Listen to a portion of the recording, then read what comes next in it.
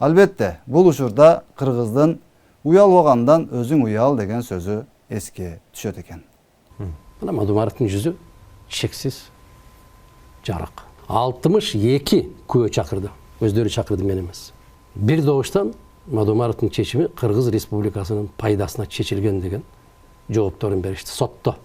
Ошо кездеги Баткендин акими, ошо кездеги Лейлектин акими, 2 райондун акими, Баткен областынын жетекчилери бир ооздон Мадумаровдун чечими Кыргыз Республикасынын пайдасына чечилген деген чечимдерин беришти. Ушул чечим Кыргыз Республикасынын пайдасына деген чечимин беришти. Түшүндүрмөсүн беришти. Генерал-лейтенант Исмаил Исаков бир эмес 2 жолу коргоо министри болгон. Адахан Мадумаровдун чечими керемет чечим болгон деген көрсөтмөсүн берди.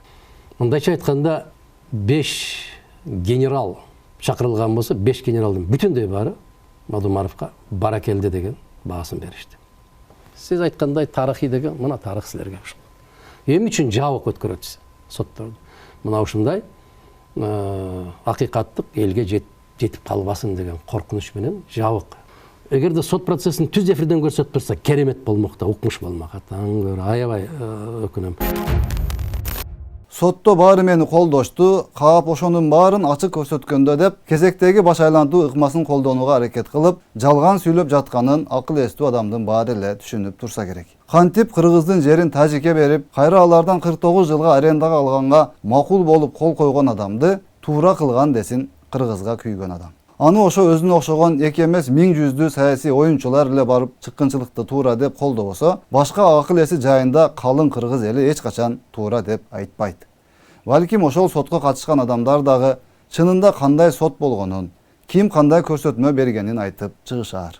Кантип анан ушунун чыккынчылыгынын айынан ушунча адам өлүп жатса, Лейлек анкалав болгону калган болсо, кайсыл акыл эстүү адам мунун ишин туура деп колдосун. Анан эле айткандын оозу жаман дегендей болуп, сен туура эмес кылгансың, сен чыккынчылык кылгансың десе эле, бозоруп, татарып, бир туруп, ал протокол эч нерсеге жарабайт болчу деп көрүп, анан кайра мен берип салып эң туура кылганмын деп дей койчу. Кишиде уят болбосо кыйын экен. Андан көрө, ооба, кыргыз элим, мына мен өзүмдү өтө ыймандуу, Кудайдан өтө корккон адам катары көрсөтүп жүрөм.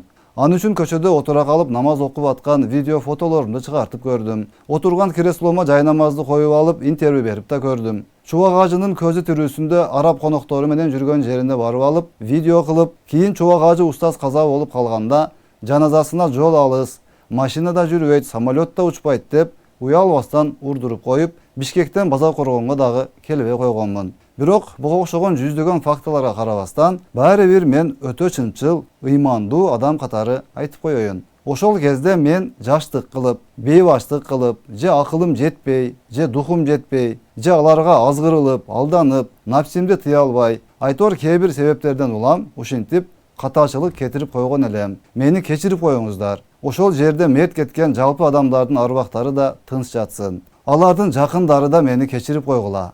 Адашкан элем деп койсо болбойт беле деген ойлорда келет кээде кишиге. Актана берип айткандын баарына алсыла берип, карганып шилене берип, акыры баары бир Кудайдын алдына бараары чын го. Саясат өз жолунда, бийлик келе берет, кете берет, оомат келе берет, кете берет. Бирок адамда жок дегенде бир аз адамгерчилик, ыйман, ынсап болушу керек эмеспи? Биз маданияттуу, биз ыймандуу, биз мыйзамдуу жолду гана колдогон,